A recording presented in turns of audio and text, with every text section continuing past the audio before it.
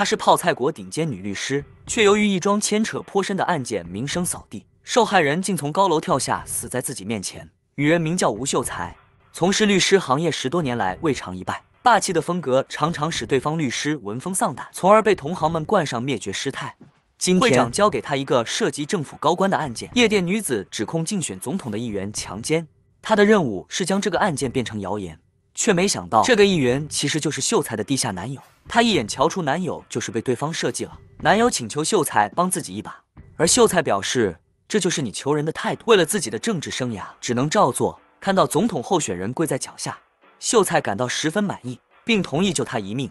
当他看到对方女孩穿着自己脚下艺人送的同款高跟鞋，他立刻意识到这两人的关系并不简单，但对方却咄咄逼人地表示自己有证据可以让艺人下台，并一口咬死自己是受害者。可话锋一转，纵横江湖10几年的秀才仅仅说了几句话，就让女人的破绽显露无遗。对方律师见状情况不妙，便打断了两人谈话，并表示自己掌握了证据，艺人的 DNA 从女人的内衣中提取了出来。然而吴秀才辩称这并不能证明议员有强迫行为，并出示了事先调查好的视频证据。视频中的女人表示自己就是准备计划勾引议员。接着吴秀才拿出女人的家人照片，并表示家人知道她的职业，估计会不认这个女儿。女人顿时哑口无言，但也只能认怂。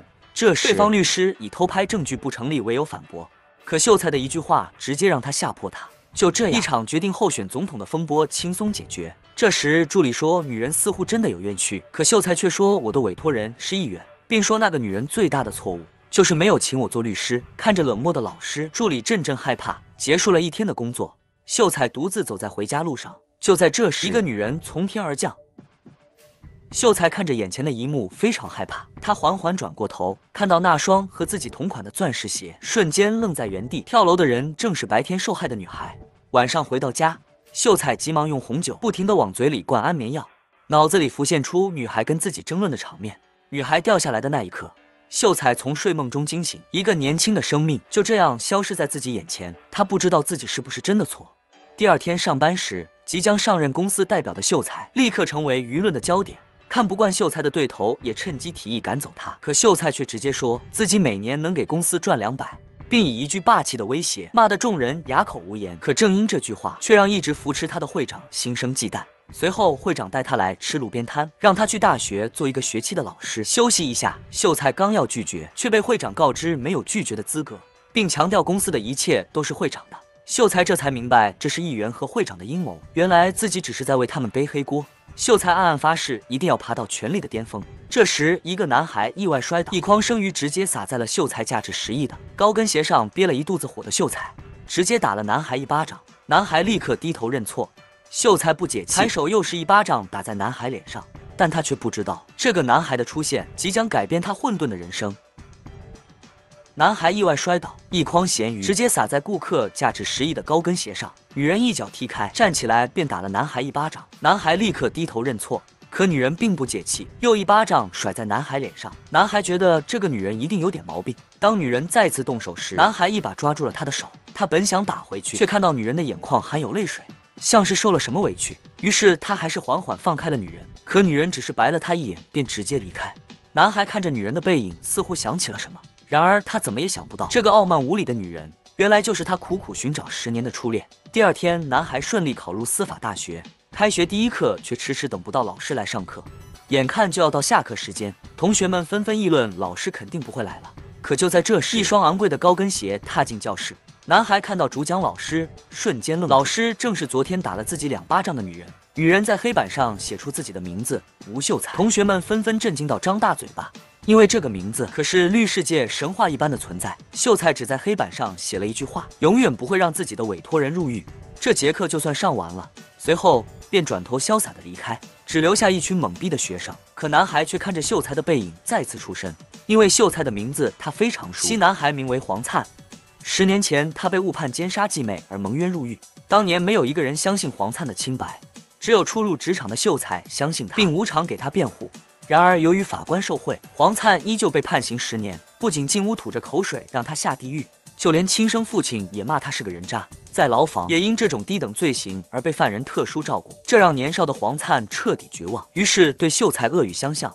可秀才一句温柔的安慰，燃起了他活下去的希望。直到1年后，黄灿成功翻案，洗刷冤屈，谁知继母依旧骂他是个人渣，并称我的亲生女儿都死了，你还有什么资格活？然而黄灿并没有理会，只是努力学习，考上了司法大学，只为了当年吴秀才的一句我相信你。想到这里，黄灿冲出教室追，因为他来这里就是为了寻找曾经属于自己的女人。可当他看到秀才回头，却久久说不出话。这时秀才缓缓向他走来，黄灿强忍着紧张准备相认，可秀才却笑着从他身边走过。虽然没有认出他，可黄灿却看着秀才的背影，暗下决心，等自己成长得更强，才配得上他。然而秀才却无心在学校教书，当晚就拉拢他，埋伏在学校的律师室里，把曾经秘密调查领导的非法收入整理成册。第二天，秀才回到公司取资料，却被告知没有资格进入，因为自己的位置早已被会长的儿子取代。会长嚣张地告诉秀才：“你只是我的一条狗。”可会长却不知道，秀才早已把犯罪资料送到受贿的国会议员手中，又复制了一份送给大四行贿的财阀。然而，这2个人却是会长根本惹不起的存在。很快，会长收到消息，立马带人迈着六亲不认的步伐冲进秀才的办公室，准备抢回资料。可当他打开保险柜，却看到了一本天线广告。另一边，秀才接到助理通风报信的电话，终于露出了开心又天真的微笑。晚上，会长主动来找秀才，质问他为什么要激怒2位大人物。秀才拿出手机给会长播放了一段语音。白发说，如果能够停止追查，他立刻给秀才开一间更大的公司。国会议员更是直接表示，如果秀才愿意，可以安排他进入国会工作。会长听到后，黑着脸问秀才到底要干什么？是不是我恢复了你的代表地位，就可以停止？可秀才却说，只是这样我也太丢人了，这点小事我会凭自己的能力解决。我要的是你手上那个流动资金超过1兆的大案子。会长这才知道这个女人的野心有多么可怕。这时，学校助理打来电话，说学校要取消她的教师资格。由于秀才一直在外奔波，从没讲过课，学生的负面情绪非常严重，纷纷闹事，甚至直接不来上他的课。学校无奈，只能对秀才严重警告。可这群小不点的行为，在秀才面前，无疑是跑进了厕所里找电灯。收到一条群发短信，正在吃饭的同学直接扔下碗筷，跑回教室，就连上着课的同学也一个个争先恐后的离开。然而，他们只是为了一个霸气的女奴秀才。秀才迈着霸气的步伐回到学校，原本空旷的教室里瞬间挤满了学生，甚至还有几个同学宁愿站着也要听他的课，因为秀才自掏腰包奖励自己班里第1名2000万和在500强公司的实习机会，这让同学们都信心满满，跃跃欲试。可秀才却坦白未来自己没时间讲课，并搬出一堆真实案例让大家自学。一个同学提问这怎么自学？然而秀才的回答却让所有人都绝望。但即使霸气的女人也会遇到恶心的人渣。一个男人出现在秀才身后，直接抓起秀才的手，轻浮的挑起，并说这皮肤嫩的简直像21岁的少女。秀才一把甩开，让他滚开。可男人却变本加厉，直接搂过秀才的脖子，大肆揩油。这个好色的男人是学院的徐教授，也是秀才初入职场时第1任上司，人品极坏，但背景也不容小觑。秀才本不愿多生是非，可咸猪手却得寸进尺地摸向后腰。这时黄灿碰巧赶到，看到心爱的女人正被欺负，二话没说把徐教授干翻在地，然后指了指墙上的监控器就要报警。教授无奈只能悻悻离开，可黄灿却抓住他必须磕头道歉。识别的教授直接一巴掌扔在黄灿脸上。看到这一幕，秀才突然想到自己打了2巴掌的男孩就是黄灿，于是愧疚地对黄灿道歉，随后告诉黄灿不要多管自己的闲事。然而恶心的男人总会不停的恶心，没处发泄的徐教授当晚就侵犯了一个秀才班上的女同学，女同学哭着把教授的恶行贴在学校公告栏，然后把事发录音群发给全校学生，顿时整个学校因此事沸沸扬扬。但女孩明显低估了学校的黑暗这点，证据在法学院的教授面前根本不值一提。在调查时，教授说自己喝多了，无意碰到女孩，并反咬一口是女孩勾引自己未果。随后，调查人员以退学为由，逼女孩接受现实，甚至让她主动给教授道歉，祈求原谅。就连唯一的同学人证也突然变卦，这让被欺负的女孩根本无法接受。知道了他们是一丘之貉，只能自己解决。可女孩刚出门就碰到了徐教授，谁知恶心的教授又是对女孩一顿羞辱。随后，在学校的会议室，一群教授嗑着瓜子商量怎么毁掉女孩。这时，秀才走了进来，他们知道女孩是秀才的学生，于是让秀才带她来给徐教授公开道歉。秀才却说：“大姐，你可能是想多了。”这时，另一个教授更是直接让女孩主动休息。就在听到这些屁话，连连拍手鼓掌。听说我以为我的圈子已经够恶心了，没想到贵圈也毫不逊色。然后直接起身离开。这时女孩来找秀才，希望老师帮自己证明清白，可秀才却说：“你别给我装可怜，你现在唯一的办法就是去求徐教授原谅，安抚他的心情，不然你会被告诽谤，甚至会被退学。”听到老师不帮自己，女孩只能伤心的跑开。这一幕恰好被下楼的黄灿看到，他质问秀才，凭他的能力明明可以帮到女孩，却无动于衷。可秀才却说：“如果你想保护喜欢的女孩，就要拿出有用的武器扳倒。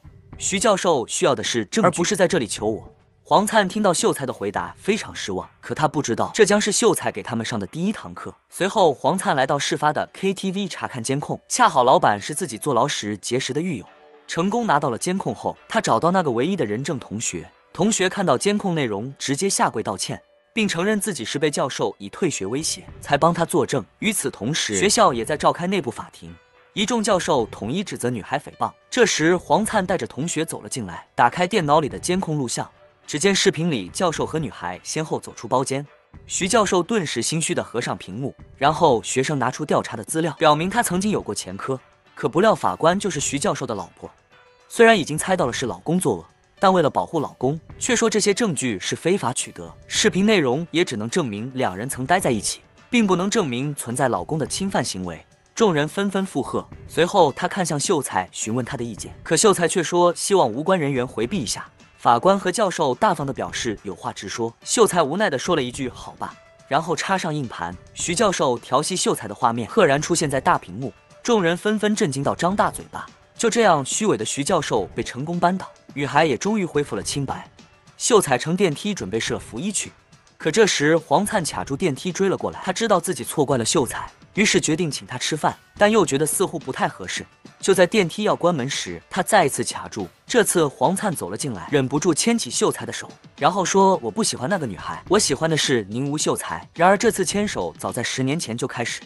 10年前黄灿被约判的那天，秀才曾牵着他的手告诉他，然而10年后的今天，他们再次开启了属于彼此的缘分。女人喝水时不小心打碎水杯，男孩直接把她拦腰抱起放上桌子。女人看着打扫的男孩没有敢说话。这时男孩看到女人脚上有一块玻璃碎片，于是伸手帮她拿掉，可女人却本能的抖动收缩。男孩意识到自己的行为不太礼貌，连忙低头道歉。可就是这细心的动作，让平日高冷的女人感到从没有过的体贴和温暖。没等男孩打扫干净，女人便直接落在地上，一把拉过男孩，忍不住亲了上去。可刚亲完，女人就非常后悔，因为男孩可是自己的学生。然而她却不知道，自己的春天才刚刚来临。女人名为吴秀才，是一名律师，因一次强奸自杀案被引导无限回学校教书，本想搜集证据一心报复，却不料遇到了一个把自己暖化了的奶狗。黄灿这天下班下起瓢泼大雨，秀才无奈只能冒雨回家。就在这时，一把雨伞突然出现在自己头顶，他缓缓扭头看去，正是自己的学生。黄灿咧着嘴对他笑。黄灿抓起他的手握住雨伞，而自己却冒着雨跑了出去，然后回头告诉他伞的质量不好，活的时候记得绑紧。还没等秀才说话，黄灿已经跑向远处。秀才看着这把伞上写着3好学生纪念品，忍不住笑出声。随后秀才开车回家，却看到了在雨中奔跑的黄灿，竟忍不住就想这样偷偷看他。可就在这时，那把没绑紧的伞突然弹开，慌乱中的秀才一脚刹车，险些被卡车撞翻。而此时的黄灿也注意到了他，于是请秀才来自己和鱼友开的饭店做客，直接给秀才上了一桌海鲜料理压惊，并告诉他不好的心情总会被美食治愈。秀才看到墙上黄灿开心的照片，似乎也被感染，然后转头看向窗外嬉戏打闹的3人，这让见惯了尔虞我诈的秀才喜欢上这份平静。然而强势的女人总会有没完没了的麻烦。这天，一个女孩把秀才的照片贴满学校公道栏，并举着牌子说秀才是个杀人犯。原来女孩是强奸自杀女孩的妹妹，她坚信是因为律师秀才的咄咄逼人，导致姐姐自杀，并且自己有证据。可秀才却根本没有惯着她，并说你姐姐自杀是因为你们全家都是寄生虫，她在外从事见不得人的工作，也是为了给你们寄钱，所以与其来这里浪费时间，不如好好思考一下是不是你们杀了她。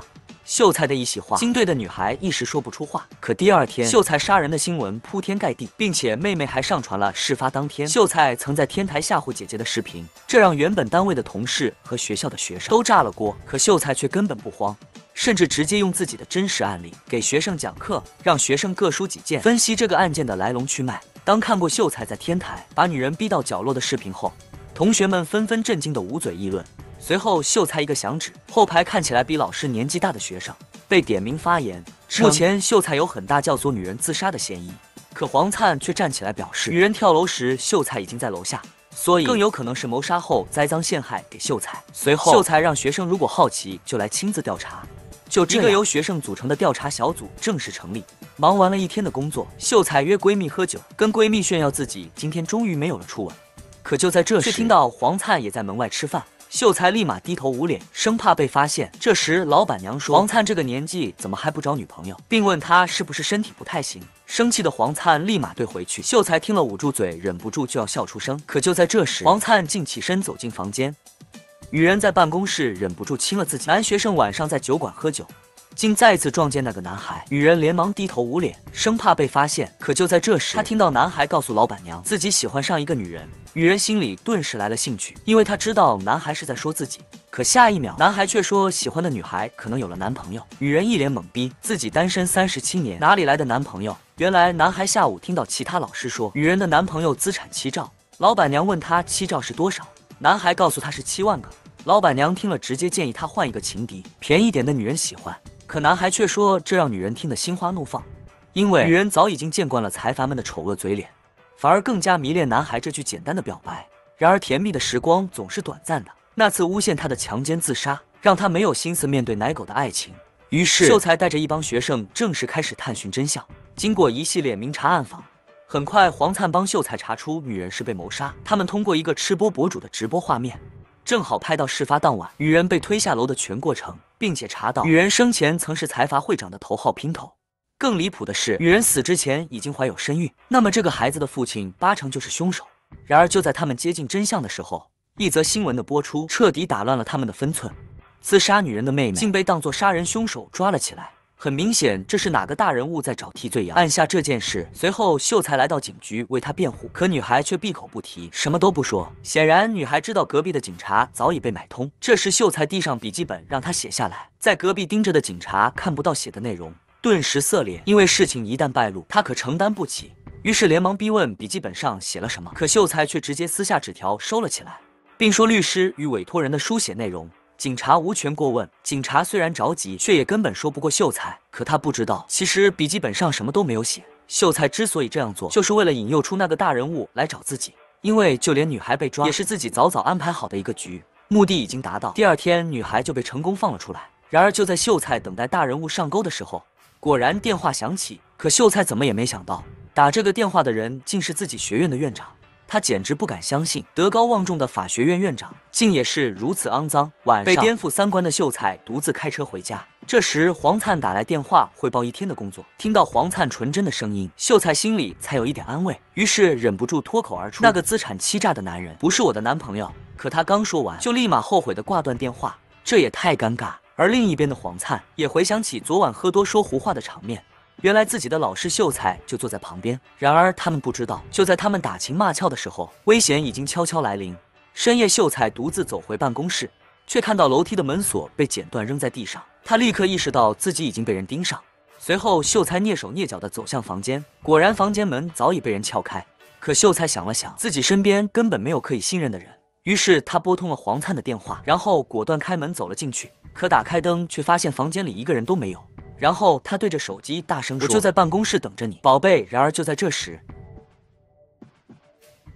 在一番搏斗中，秀才拼命反抗，想要摘下对方的口罩。可女人的力气怎么可能大得过男人？她直接被男人掀翻在地。王灿听到电话里的嘶吼声，立刻意识到秀才遇到危险，于是拼命朝办公室的方向跑去。可此时的秀才已经没有力气反抗，愤怒的男人一把抓起秀才，直接把玻璃门砸烂。她本是韩国最美女律师，却因意外掌握大人物的黑料，被杀手盯上。这晚，秀才独自回到办公室，突然冲出一道身影，把他掀翻在地。秀才拼命反抗，但终究不是黑衣人的对手，很快被杀手抓着头发撞碎玻璃门，失去了意识。黑衣人也趁机拿到了大人物黑料的 U 盘。与此同时，接到求救电话的黄灿正拼命赶来，在楼下刚好碰到准备逃离的黑衣人，随即便开始了一番搏斗。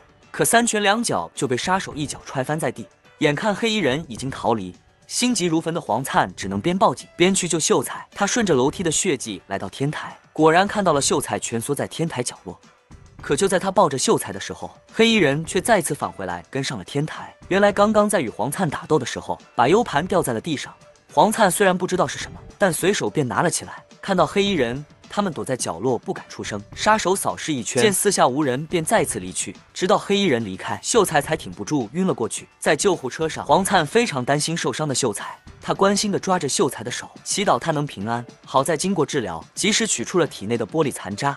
可当面对警察的询问时，秀才却婉言拒绝调查，并称自己虽然受伤，但不想把事情闹大，因为他知道警察很有可能已经被大人物买通。黄灿见状，坚持要为秀才讨回公道，可秀才却失望地说，与此同时，杀手已经返回街头，地点等待他的竟然是秀才老板崔会长的儿子。得知没有拿到 U 盘，会长儿子简直要疯掉，对着杀手就是一顿谩骂。不料杀手根本没有惯着他，并说如果不是你爹，你在我这里毛都不算。随后直接扔下他，独自开车离去。可儿子知道这次的擅作主张一定会坏了他爹的大事。与此同时，他爹崔会长正在泡澡喝养乐多。当得知儿子办的蠢事瞬间没了兴趣，急忙赶回家后，他看着既没抢回 U 盘又打草惊蛇的傻儿子，简直要气死。可他怎么也想不到，此时的 U 盘却在那个学生黄灿手上。黄灿想替秀才分担危险，于是他并没有告诉秀才自己拿了 U 盘，而是叫来一帮同学在网吧对 U 盘进行解密。可里面的内容却让黄灿感到害怕。与此同时，秀才已经痊愈，他擦好一抹最鲜艳的口红，正式开始复仇。首先，秀才来找崔会长的头号小弟检察官，不明情况的小弟还在嚣张地跟秀才聊天，可秀才却说，原来当晚黑衣人返回天台时，秀才牢牢地记住了那双运动鞋就是小弟的那个。当晚的杀手应该是两拨人，而小弟就是后来再次返回天台的那一个。小弟见事情被戳破，也不再隐瞒，于是直接说出秀才的黑料，想要羞辱他。秀才听了后脸色顿时变黑。原来在秀才初入职场的时候，曾跟崔会长的蠢儿子恋爱，并且可崔会长却以办婚礼为由把他骗到美国。当他清醒过来时，会长的儿子已经跟大家闺秀结婚，自己肚子里的孩子也无故躲开。当他打电话质问崔会长时，崔会长却要让他有自知之明，并且给了他2个选择。秀才毅然决定仍在会长手下忍气吞声，可在内心早已下定决心，总有一天把他踏在脚下。所以即便如今小弟当面揭开伤疤，秀才也只是短暂失神，随后便站起来走到小弟面前，倒满杯子里的红酒，嚣张地说，你的级别只是个小兵而已，让你家主子来找我谈话。随后秀才便与崔会长再次针锋相对，可崔会长却说，我培养你就是为了养一条乖狗狗，可现在狗要反过来咬主人了。秀才没有跟他废话，直接拿出了黄灿破解出的海外洗钱账户。崔会长看到流水单顿时便死，于是让秀才直接说想要什么，可秀才笑着说，我要的也不多，就700个亿。女员工拿着洗钱证据给了老板2个选择，给自己打700亿，或者带着他的钱去坐牢。很明显老板不敢去坐牢，就这样秀才含了一天赚了700亿。可会长却根本不慌，因为他早已计划好利用秀才赚更多的钱。果然秀才的能力没让他失望，不仅几天时间就接了一笔价值2兆的大单子，就连公司也因秀才的表现而登上头版头条，而秀才却依旧面无表情的正常上下班，这让整个公司的员工像看怪物一样看着秀才。会长见识到秀才如此恐怖的能力，更是直接让蠢儿子立刻离婚，并娶秀才为妻，因为得到了秀才就像拥有了千军万马，他要一直利用秀才，让自己登上权力的更高峰。可他不知道，秀才对他的报复才刚刚开始。这天，秀才准备上班，一个闹事的男人引起了他的注意。因为秀才知道，之前袭击自己的杀手就是这个男人，男人名为红78，是崔会长的头号打手。高层的一切见不得光的事情，都会让他处理。听到红78侃侃而谈那次的强奸自杀，敏感的秀才顿时变得敏感，因为那天把女人推下天台嫁祸秀才的男人很有可能也是这个红系吧。电梯里，秀才上下打量着这个杀手，顿时心里有了一个大胆的想法，于是他卡住电梯，直接坦言是你杀了那个女人吧。红78尴尬的笑着让秀才滚蛋，可秀才却直接说，你被会长利用完就会被像狗一样扔掉，并且递上名片，笑着说需要帮助可以来找我。可秀才却不知道危险已经悄悄来临。随后秀才立刻安排助手假装去前台唠嗑，借机监视红78跟高层之间的谈话。果然红78与高层起了冲突，并扬言要曝光他们的所有丑恶。助手连忙回来给秀才报告。秀才知道未来这个男人对自己扳倒这些大人物简直有大用，可这种案件的行动身边没有一个人可以信任，于是他再次找到自己的一帮法学院学生，并且承诺答应他们每人1个愿望。同学们顿时来了兴趣，女生想在毕业后进入秀才手下工作，男生让秀才未来无条件帮自己一次。因为自己想当总统，而只有黄灿没有任何要求，并且无条件签署了保密协议，这让一旁的助理感动地表示这个男孩靠谱。秀才也不禁被黄灿一次次的真心打动，因为即使再强大的女人也有软弱的一面。傍晚，秀才独自站在大桥边哭泣，看着远处漂亮的天空，他非常思念自己的孩子，因为他曾给肚子里的孩子取了胎名，就叫小天，却因为会长的狠辣手段导致自己堕胎。他为了生存下去，才不得不变得越来越狠。晚上，秀才再也压抑不住内心的痛苦，他非常想找一个信得过的人说说心里话，可他能想到的只有自己的学生黄灿。于是他开车来到黄灿家，看着远处缓缓走来的黄灿，秀才下定决心要告诉他自己身上的所有秘密。可就在他准备开门时，一个陌生电话打来，秀才见陌生号码便挂断，再一次下车，可电话铃声却又一次响起，他只能懵逼的接通电话，对面竟赫然传来杀手洪七八的声音。他告诉秀才，那个女人是他杀的，想知道崔会长的秘密，就一个人来郊外码头。秀才无奈只能前往指定地点，可当他来到码头时，却一个人都没有。于是秀才下车给洪78打电话，可对方却始终无人接听。这时旁边的车里竟响起了电话铃声，秀才顺着声音看去，洪78竟已经瘫倒在车里。秀才一脸懵逼，缓缓向前走去，可突然秀才被近距离的爆炸炸得头晕目眩。看到黄灿打来电话，秀才勉强接了起来求救，但他已经没有力气清楚地说话。黄灿听到秀才的嘶吼，非常担心，急忙让秀才说出位置。可就在这时，她本是韩国最美女律师，却因一次简单的强奸自杀案容易扫地，更是被恶心的老板诬陷送进监狱。就在前一天，老板的金牌杀手主动认罪，秀才本想拿到证据洗刷冤屈，却不料陷入一场更大的圈套。就在他准备赴约时，对方竟然直接爆炸。好在没靠太近才活了下来，但毕竟一个大活人死在自己面前，秀才还是非常害怕。但同时他也深深知道，对抗这么狠辣的敌人，只有自己比他更狠。于是秀才先来到汽车修理厂，把自己车子上的记录仪重新备份，又找到一直支持自己的财阀势力，因为扳倒那些大人物少不了这个身价气壮的男人，并称自己马上就会遇到麻烦，让财阀按自己的计划行事。安排好一切后，秀才便直接来找会长当面对质，不料会长却丝毫没有掩饰自己的行为，反而嚣张地说警察局长已经是他们的人，并让秀才继续乖乖给自己当狗赚钱，否则这次一定不会放过他。可霸气的秀才怎么可能惯着他？一句更嚣张的回答气得会长哑口无言，但他不知道会长的阴谋远不止于此。果然，第二天秀才来学校上班，2名刑警已经等候多时。虽然秀才尽力解释当时的情况，但刑警却坚持要带走秀才协助调查。合法学院的学生怎么可能轻易让他们带走？秀才直接噼里啪啦讲出一堆条例，这让2名刑警也没有办法。可就在这时，他们突然接到局长的电话，称秀才已被定罪为犯罪嫌疑人，随即戴上手铐正式带走秀才。然而秀才却只是平静的让助理当自己的辩护律师，随后便跟着他们离开。这时全身黄灿走来，看到心爱的女人被抓，非常心疼，但他也没有任何办法，于是摘下自己的围脖盖在秀才的手上。而秀才却只是意味深长地说：“记得给我浇花。”黄灿听到浇花，似乎想到了什么，于是他立刻来到秀才家，然后跑向秀才养的唯一一盆花，果然发现了藏在花盆后的笔记本电脑。与此同时，秀才已经被抓到警局。下车时，梁记者不停地问出狠毒的问题。到了审讯室，刑警被告知局长会亲自来审讯，不得不质疑这个女人有这么厉害吗？可下一秒，秀才竟对着他们冷笑，因为秀才早已安排好了一切。可他怎么也想不到，开始审讯后，警方竟拿出一段杀手临死前的视频。在视频里，杀手留下遗言，称自己杀人是秀才之事，并且是秀才以家人的性命威胁自己自杀。这个视频确实让秀才出乎意料。见秀才没有办法，警察局长在隔壁高兴地拍摄。就这样，秀才被直接送进女子监狱。大人物们也因为除掉秀才聚在一起庆祝，可他们却不知道，秀才真正的复仇才刚刚开始。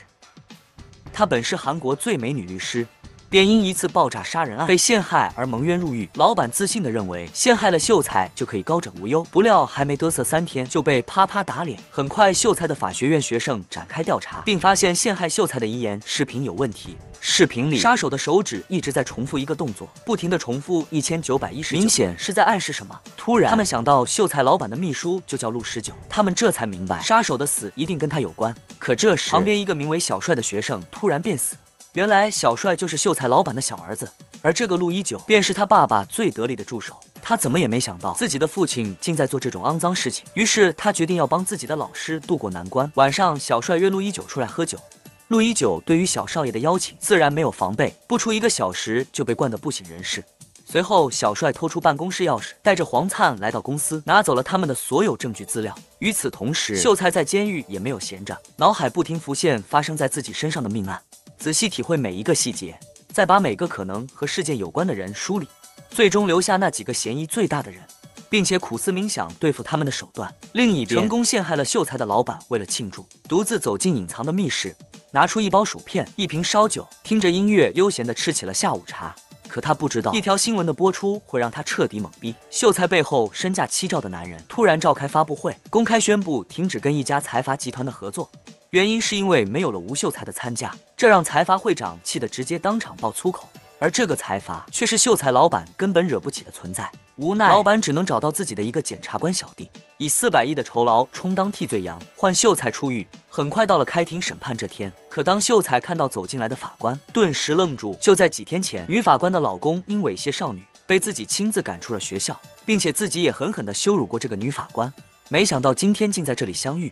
果然，在助理律师带来证据的时候，法官竟以没有提前报备而拒绝公开。然而就在他们激烈争吵时，法官却突然收到一条消息，已经有人主动认罪，并且公开给所有媒体。无奈法官只能宣布秀才当庭释放，但秀才却知道一切还没有结束，这只是那些大人物在断尾求生。与此同时，学校的学生、开饭店的朋友纷纷拍手欢呼。然而当秀才回到家时，黄灿早已在家门口等着他，并说现在你家非常不安全，直接让秀才跟他回他家睡。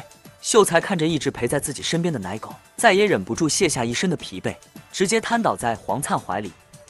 这个学生是个男人，他偷偷打开窗户，却看到心爱的女老师正陪富二代吃饭，无语的关好窗户，安慰自己忍住不要生气。不料秀才拿着啤酒刚好抬头，眼见被老师发现，他只能不停地开关窗户，夸质量好，掩饰尴尬。就在昨天，秀才刚出狱，黄灿便直接把秀才接回了自己家。可就是这么一个简陋的家，却让秀才感受到了前所未有的快乐。他们一起庆祝生日，聚会吃饭，看见一群开心热闹的人，秀才笑得合不拢嘴。吃完饭便聚在一起专心打电玩，这让面若冰霜的美艳律师难得放下一切，尽情享受游戏带来的快乐。眼见要败下阵来，黄灿直接抓起秀才的手开始操作。秀才被这突如其来的亲密接触吓了一跳，可当看到快输了的游戏反败为胜，直接忍不住高兴地蹦了起来，却不料一不留神竟扎进了黄灿怀里。与此同时，秀才平安出狱的消息传开，各方势力的大人物都坐不住。这天，总统候选人李议员真诚地邀请秀才，愿意扶持秀才成为自己的代言人。眼见大人物上钩，秀才果断同意，并表示自己将是李议员最忠实的眼睛。然而就在当天，顶级财阀韩会长也向他抛出橄榄枝，并承诺只要来到麾下，便给秀才足够的资金支持。秀才眼看着双喜临门，立马竖起大拇指表明忠心。可还没到下班时间，老板又殷勤地请秀才吃饭，并称早已经看不惯那个油腻的韩会长和傲慢的李宇，只要秀才同意跟他一起扳倒那2个货，便直接把公司当礼物送给他。3大势力在1天内同时成为他最坚强的后盾，这让秀才心里简直乐开了花，果断给老板吃了1颗定心丸。晚上，秀才跟身价7兆的老朋友聊天，因为他们有搞垮那3个大人物的共同目标，却不料这次的见面却被黄灿的哥哥们误会。上菜时直接硬气的扔下盘子就走，并偷偷打电话让黄灿赶紧回来抢女人。可黄灿只是唯唯诺诺的走过来，说了一句，这让身价7兆的财阀一脸懵逼，而黄灿只能躲在2楼偷偷往下看。秀才知道黄灿在吃自己的醋，于是跟到天台安慰这个喜欢着自己的奶狗。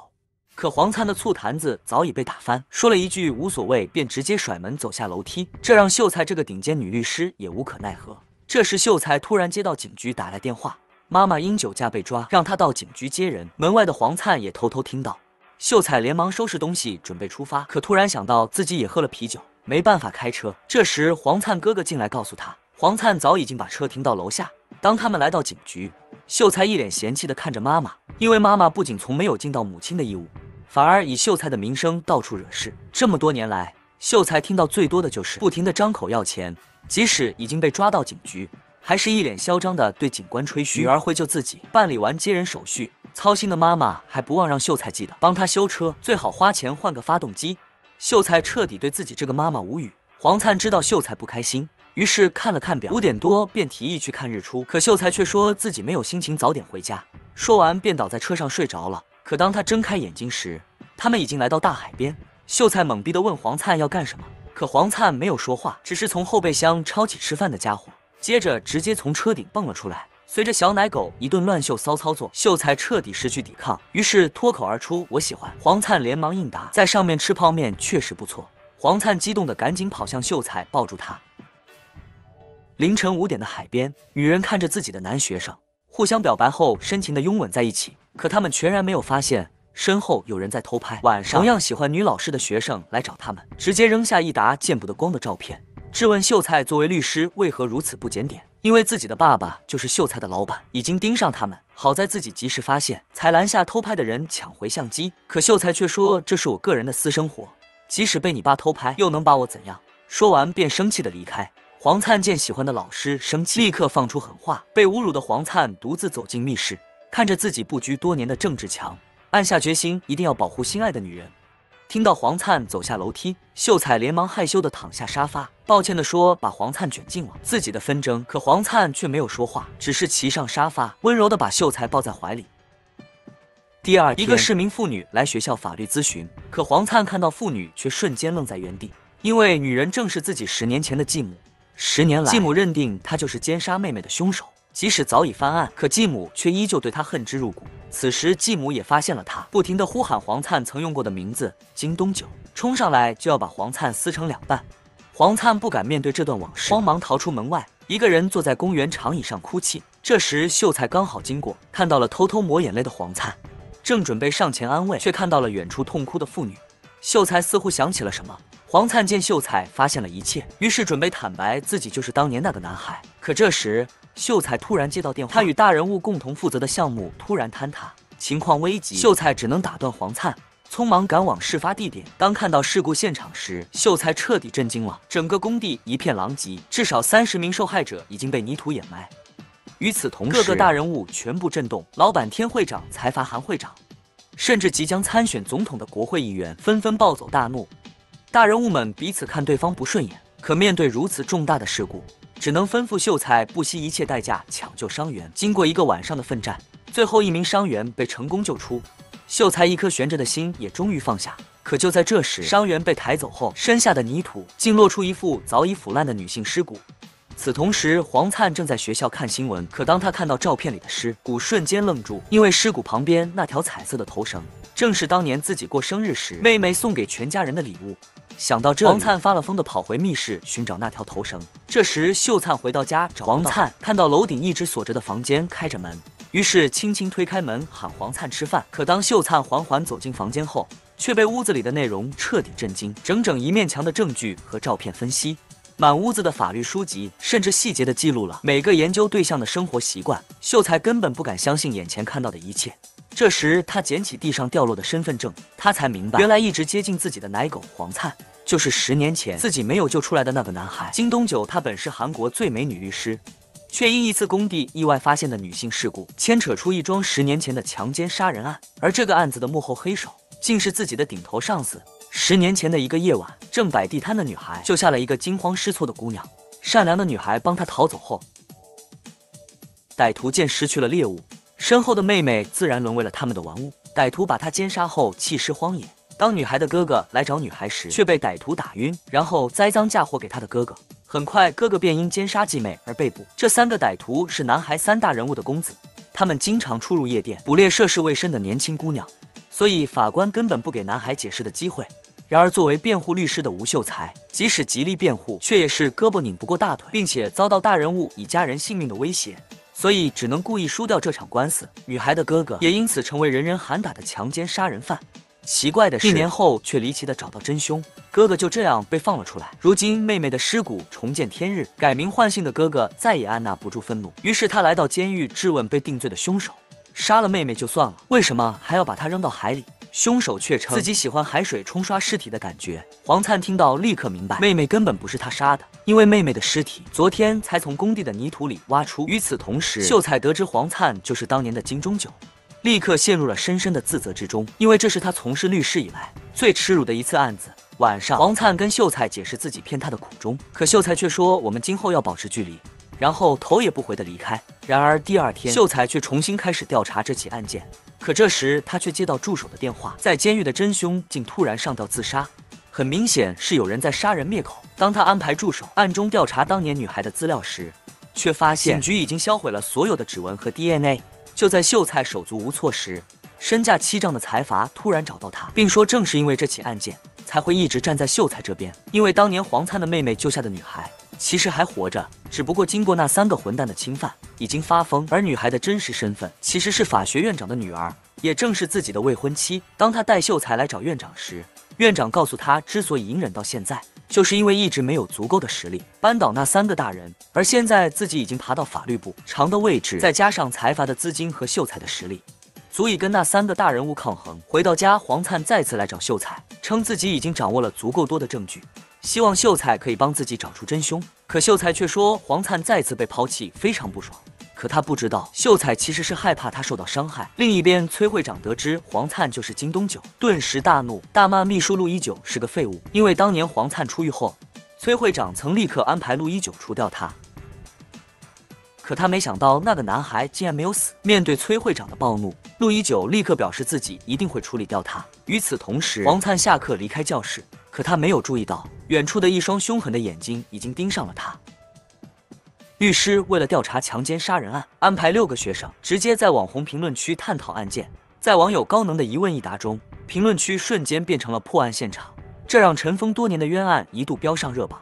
而此时的凶手也正在翻看评论区，看着网友一人一句就要聊出真相，他顿时被这届的网友吓出一身冷汗。但他依旧能保持镇定，因为他的爸爸是韩国最大律所的老板，而一起作案的2个凶手也都是大人物的公子。可他怎么也没想到，网友的讨论直接惊动了国会议员，当晚就被3个爸爸叫到办公室。3个爸爸看着3个孽障快要被气死，即将竞选总统的议员爸爸更是可能因此失去资格，于是气不过的爸爸们集体对浪荡公子扇出大逼等。而此时的崔会长却淡定自若，他告诉3人今后不管谁来问他们都要回答什么都不知道，剩下的事情他会亲自处理。赶走了3个龟儿子后，另外2个爸爸立马改变态度，顿时对下属崔会长变得毕恭毕敬，因为他们的命运已经捏在崔会长手里。然而他们却忘记了秀才的实力有多可怕。晚上，秀才来找崔会长，直接开门见山的说出3个龟儿子的罪行。狡猾的崔会长自然不会承认，并笑着说秀才根本抓不了他们3个，尤其是自己儿子，因为他的孙女就是秀才的亲生女儿。听到自己有女儿，秀才顿时愣住，原来曾经秀才并没有流产，而是被崔会长暗中换走了肚子里的孩子。随着会长拍下一张亲子鉴定书，秀才从回忆中惊醒。崔会长本以为凭这点便可以轻松拿捏秀才，可没想到只是让秀才觉得他更加恶心。在公司大厅看到会长的龟儿子时，秀才二话没说就赏了他一巴掌，而龟儿子面对秀才也只能认怂。晚上，秀才告诉助理正式跟这帮大人物开战，让他和学生们按计划行动。第二天，所有的学员全部出击，男学员在健身房跟踪财阀的儿子，等财阀儿子离开时，偷走他喝过的矿泉水瓶，搜集指纹，与学员伪装成议员的粉丝接近他儿子，借口要签名获取他的指纹信息。助理则在公司紧盯着崔会长，把他摸过的饮料偷偷拿走，而秀才则坐在咖啡店远程指挥。当看到学员们纷纷发来成功取证的信息后，他便直接来到崔会长的办公室，拿出一封文件让他自己退出公司，并把公司转在自己名下。不明情况的崔会长却说秀才这是在自取其辱。这时秀才也给他拿出了一封亲子鉴定书，而被鉴定的双方却是崔会长和当初那个跳楼自杀的人。原来是崔会长为了保住名声，亲手杀死了那个怀有自己孩子的女人，单凭这一条罪证便足以让崔会长身败名裂。这让懵逼的崔会长当场懵逼，他虽然猜到了秀才会有手段，但没想到来得这么快这么狠。这时秀才笑着说给他2个小时转让公司，并支付曾答应给自己的700个亿。女人才刚找回失散多年的女儿，却在第2天便参加了女儿的葬礼。前一天，秀才接到女儿失踪的电话，当他找到女儿时，女儿独自冲出了马路，一辆货车来不及刹车，直接撞了过来，女儿就这样失去了生命。在医院的手术室，秀才掀开盖着女儿的白床单，看着失散多年的孩子重新回到怀抱，却在1天内再次离开。这种双重打击让秀才彻底崩溃。在女儿的葬礼上，秀才看着女儿的遗像照，不停地说对不起。这时，崔会长带着一帮财阀议员来吊唁，看着这些往日的仇敌，秀才只是双目无神地独自离开，因为此时他只有对女儿的自责和愧疚。可恶毒的崔会长怎么可能放过他？第二天便叫来手下的检察官，安排在全国律师协会中制裁吴秀才。可手下却害怕地说自己不是秀才的对手。然而崔会长已经安排好了一切。在律师制裁中需要的9个制裁委员中，他早已让其中5个委员成为自己人，这让手下顿时有了自信，并问会长需要给吴秀才怎样的制裁结果。而此时的秀才却坐在海边，他已经没有了活下去的勇气，站起来缓缓走向深海，准备结束生命。好在黄灿及时赶来，在即将淹没的一刻救回了秀才，经过耐心的鼓励，才让他重新振作起来，带着小组队员开始对抗明天的仲裁。第二天，随着木锤的敲响，全国律师协会正式召开，一群人立刻对吴秀才展开了各种诬陷，不仅提出秀才在曾经的案件中不择手段，更是提出秀才对对方委托人恐吓威胁，导致对方委托人因心理崩溃跳楼自杀。一时间，全场几乎都在指责秀才不是。秀才无奈只能申请暂时休庭。晚上，崔会长的私人别墅内，财阀和议员见崔会长胜券在握，纷纷开心的快要跳起来。财阀更是直接给会长比了一个小星星，可他们不知道，秀才早已经做好了万全准备。第二天再次开庭时，道貌岸然的委员们刚要继续修理秀才，可秀才却直接打开话筒打断，然后拿起遥控器，在大屏幕投放出一张清晰的照片。照片的内容正是崔会长和那个跳楼自杀的女人。顿时，全场众多领导纷纷议论，几个仲裁委员也是一脸懵逼。而此时的崔会长正在看着电视，悠闲的吃瓜，可眼看吃到了自己的瓜。悠闲的会长立马不悠闲了。这时委员还要发言替会长狡辩，可秀才却直接说她是一名女律师。每个律师的工作都是在钻法律的漏洞，但他却可以钻到极致，也因此成为高官们脱罪首选的明星律师。但他心存的正义却触动了老板的利益。这天，崔会长为了取消秀才的律师资格，直接召开全国律师协会制裁秀才。本以为胜券在握，却不料秀才竟当众爆出他的丑闻，这让崔会长顿时坐不住。他没想到秀才居然还有底牌。紧接着，秀才又爆出了崔会长杀人的视频，并且策反了崔会长手下的秘书，把崔会长不凶谋杀多人的行为公布于众，并让金东九做上证人席，成功平反了10年前的冤案。这一切的罪魁祸首便是高高在上的崔会长。一时间，法庭上一片哗然，众人不敢相信律师界的天花板竟如此肮脏。秀才之所以在今天才打出所有底牌，是因为他知道，面对崔会长这种级别的人，只有在他完全放松警惕的时候才有机会，所以他故意装作猎物，等的就是可以面对全国人民公开审判自己的这一天。这时，秀才表示自己会承担非法取证的惩罚，但在此之前，请有关部门查处崔会长犯罪时，所有的公检法有关部门的暗中包庇、纵容行为。自此之后，整个司法系统也因秀才的极限翻盘而变得更加透明。与此同时，崔会长知道自己大势已去，便来到自己常来的街边理发店，最后一次让老师傅修理了头发和胡子，对着镜子穿上了笔直的西装，戴上手表，系好扣子。他再次来到了公司楼下，公司员工们纷纷对他指指点点，可他却全当看不见，只是路过秀才的办公室时多看了一眼，然后独自坐到办公室的沙发上，拿出自己最爱吃的薯条，就着烧酒灌下了一整瓶的安眠药。就这样，叱咤政法界的崔会长悄然落幕，而秀才则重新回到政法学院教书。他再次在黑板上写下了他作为律师的准则，绝不让自己的委托人入狱，同时告诉稚嫩的大学生们，身为律师，懂法却不可滥用法律，但在业务中还是可以充分利用法律的漏洞，保护委托人。秀才用自己的传奇经历，给这些稚嫩的法律人上了最重要的一课。同学们也被这个神话般的美女律师彻底折服。下班时，门外下起瓢泼大雨，心情舒畅的秀才抱着头准备跑上车。这时，一把雨伞出现在头顶，小奶狗黄灿再次出现在他的身后，两人漫步在雨中，开始了他们一场甜甜的师生恋。自此，本剧完结。